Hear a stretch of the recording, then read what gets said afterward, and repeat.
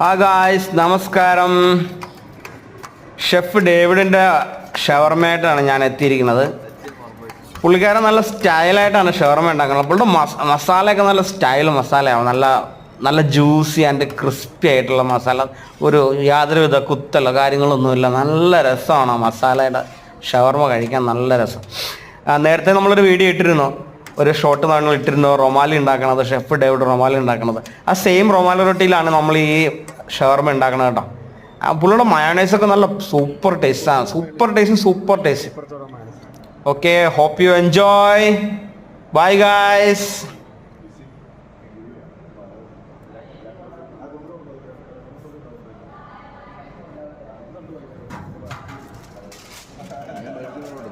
നീ കഴിക്കണം. ഞാൻ അടുത്ത വീഡിയോ എടുക്കുള്ളൂ.